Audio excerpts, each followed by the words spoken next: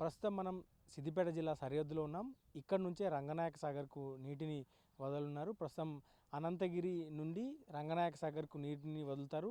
ఈ 4 గేట్ల ద్వారానే రంగనాయక సాగర్కు నీరు రానుంది. అనంతగిరి ప్రాజెక్టులో అనంతగిరి రిజర్వాయర్కి ఇప్పటికే నీరు చేరుతూ ఉంది. అక్కడ పంపింగ్ సిస్టమ్ ఆల్రెడీ ప్రారంభమైంది. అక్కడ మోటార్ల రన్నింగ్ కూడా జరుగుతూ ఉంది. అక్కడ నుంచి నీటిని వదిలే కార్యక్రమం కూడా మొదలైంది. దీంతో ఇక్కడికి చేరుకోవడానికి 2-3 రోజుల సమయం పడుతుంది.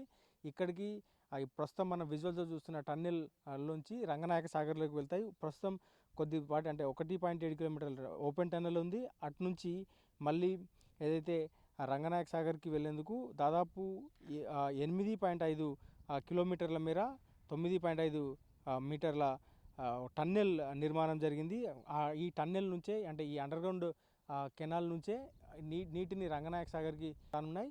మొత్తంగా మరికొన్ని రోజుల్లో అంటే ఈ పూర్తిగా రంగనాయక సాగర్కి నీటిని వదిలే ప్రక్రియ ప్రారంభమైంది. టన్నెల్స్ నిర్మాణం కూడా జరిగింది. అనంతగిరి ఏదైతే ప్రస్తుతానికి మోటార్స్ రన్ అవుతున్నాయో మరికొద్ది రోజుల్లో అంటే ఈ వారం రోజుల్లోనే ఈ రంగనాయక సాగర్ కూడా నీటిని తరలిస్తామంటూ కూడా అధికారులు చెప్తున్నారు. ఈ టన్నెల్స్ కావచ్చు, ఓపెన్ కెనాల్స్ ద్వారా ఈ పంప్ హౌస్లకి రంగనాయక సాగర్లో నిర్మాణమైనటువంటి పంప్ హౌస్ల వద్దకు వాటర్ చేరుకోనుంది. పంప్ హౌస్లు అక్కడ నుంచి 120 మీటర్ల ఎత్తుకి రంగనాయక సాగర్లోకి నీటిని పంప్ చేయనున్నారు.